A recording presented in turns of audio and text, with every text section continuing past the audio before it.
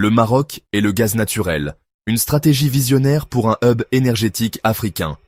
Par Maroc Zoom Info, juin 2025. Alors que le monde est confronté à une recomposition profonde des équilibres énergétiques, le Royaume du Maroc affirme une stratégie audacieuse et intégrée autour du gaz naturel. À la croisée de la transition énergétique, de l'intégration régionale et de la sécurité d'approvisionnement, le gaz naturel est en passe de devenir l'un des piliers de la politique énergétique nationale. C'est ce qu'a affirmé Amina Benkadra, directrice générale de l'Office national des hydrocarbures et des mines, en détaillant la stratégie nationale gazière dans un entretien accordé au journal Le Matin. Le contexte, c'est une reconfiguration énergétique mondiale vraiment profonde. L'énergie est aujourd'hui au cœur des enjeux de souveraineté, de développement durable et de compétitivité économique. Le gaz naturel, considéré comme une énergie de transition, est appelé à jouer un rôle stratégique entre les énergies fossiles et les renouvelables. Il offre une solution à la fois plus propre que le charbon et le pétrole, tout en restant techniquement compatible avec les infrastructures existantes. Le Maroc, encore dépendant des importations d'énergie à plus de 90% en 2020, a pris la mesure de cette transformation. Sa stratégie vise à diversifier ses sources d'approvisionnement, valoriser son potentiel national, renforcer ses connexions régionales et continentales. Le gaz naturel produit entre 30 et 60% de moins d'émissions de dioxyde de carbone que le charbon ou le fioul. Il ne libère ni soufre ni particules fines lors de sa combustion. Dans ce contexte, le Maroc l'intègre pleinement dans sa stratégie de transition énergétique, comme complément indispensable aux énergies renouvelables, solaire, éolien, hydraulique, dont la production reste, il faut le dire, intermittente. Par ailleurs, le gaz est un intrant clé pour l'industrie, notamment les engrais, les céramiques, le verre et l'agroalimentaire. Il joue aussi un rôle crucial dans la production d'électricité à charge variable, comme dans les centrales thermiques à cycle combiné. Le Maroc a élaboré une feuille de route gazière nationale ambitieuse qui vise l'horizon 2050. Elle repose sur 3 axes majeurs. D'abord, l'accès à des ressources compétitives et stables, que ce soit via l'importation de gaz naturel liquéfié ou par la production nationale. Ensuite, la création d'un marché gazier structuré, avec des infrastructures modernes comme des terminaux, des pipelines et des réseaux régionaux. Enfin, la transition vers un mix énergétique bas carbone, intégrant l'hydrogène vert et le gaz renouvelable. Les projections de l'ONHIM estiment que la demande nationale en gaz pourrait dépasser 3 milliards de mètres cubes d'ici 2040, portée par la production électrique, notamment pour remplacer le charbon, mais aussi par les besoins industriels comme ceux de l'OCP, du ciment, de la sidérurgie et de l'agroalimentaire. Enfin, la logistique et le transport, avec le développement du gaz naturel véhicule, sont également concernés.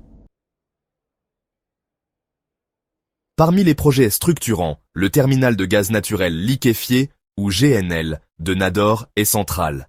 Ce port méthanier permettra d'importer du gaz sous forme liquide, via des méthaniers, puis de le regazéifier pour alimenter le réseau.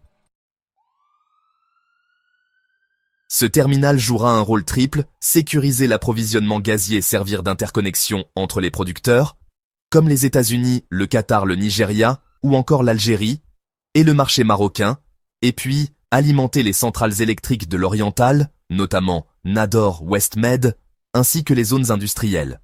Des discussions sont également en cours avec des investisseurs internationaux pour financer le projet en mode PPP, c'est-à-dire partenariat public-privé, sur un modèle éprouvé. L'un des piliers de la stratégie marocaine repose sur un projet titanesque, le gazoduc africain atlantique, ou GAA, qui reliera le Nigeria au Maroc sur près de 6000 km, traversant 13 pays africains. Alors, les objectifs sont clairs. Acheminer le gaz nigérian vers l'Europe via le Maroc et le gazoduc Maghreb-Europe.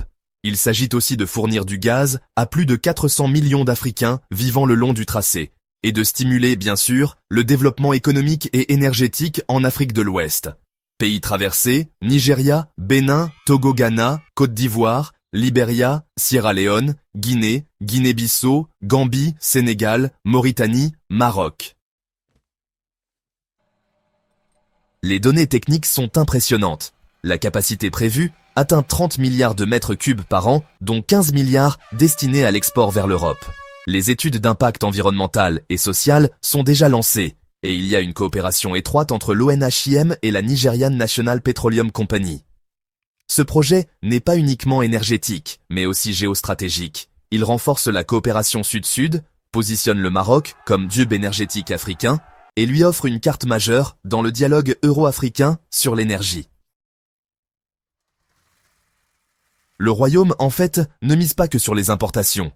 Son potentiel gazier national reste sous-exploité, mais porteur, notamment à Tendrara, Essaouira et Guersif.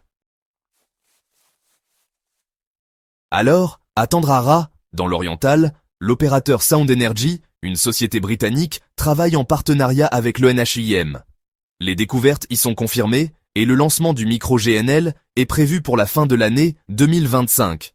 L'objectif, c'est de fournir du gaz comprimé ou liquéfié aux industriels, notamment les usines de Oujda et Nador. Du côté d'Essaouira, la production existe depuis les années 1980. Ce champ fournit du gaz à l'OCP, le groupe phosphatier, à Youssoufia. Il y a également un potentiel en condensat et en gaz, issu du Trias et du Jurassique. En ce moment, une réévaluation est en cours, avec des techniques modernes de forage et de modélisation. Enfin, pour Guersif et Boujdour, les prospections sont toujours en cours. Ces zones sont sous licence accordée à des juniors britanniques et américaines, et les premiers forages exploratoires sont attendus entre 2026 et 2027. La stratégie gazière, franchement, ne peut réussir sans une refonte du cadre réglementaire et fiscal. D'ailleurs, Amina Ben Kadra a bien souligné l'importance d'un environnement incitatif.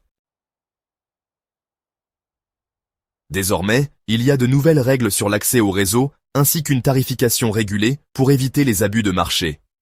On retrouve aussi des incitations fiscales pour l'exploration comme le dégrèvement et les amortissements accélérés.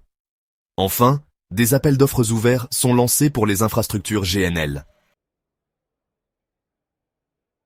En parallèle, le Maroc travaille à la mise en place d'un code gazier inspiré des bonnes pratiques européennes et africaines en concertation avec la Banque mondiale et les bailleurs de fonds. La stratégie marocaine du gaz s'intègre dans une vision plus large de souveraineté énergétique durable en harmonie avec les objectifs climatiques du Royaume, réduction de 45% des émissions de gaz à effet de serre d'ici 2030, comme prévu dans l'engagement NDC. Énergie renouvelable à 52% du mix électrique d'ici 2030. Développement de l'hydrogène vert, des batteries et de l'économie circulaire. Avec ses projets d'interconnexions énergétiques avec l'Espagne, le Portugal, la Mauritanie et le Sénégal, le Maroc devient progressivement un acteur incontournable des corridors énergétiques euro-africains. En plaçant le gaz naturel au cœur de sa stratégie, le Maroc ne fait pas qu'investir dans une énergie de transition. Il bâtit une plateforme géoéconomique à l'échelle africaine. Le projet de gazoduc atlantique, les exploitations à Tendrara et Essaouira, le terminal GNL de Nador, et les réformes juridiques convergent tous vers une seule ambition, faire du Royaume un pilier énergétique régional, capable de répondre aux défis du XXIe siècle.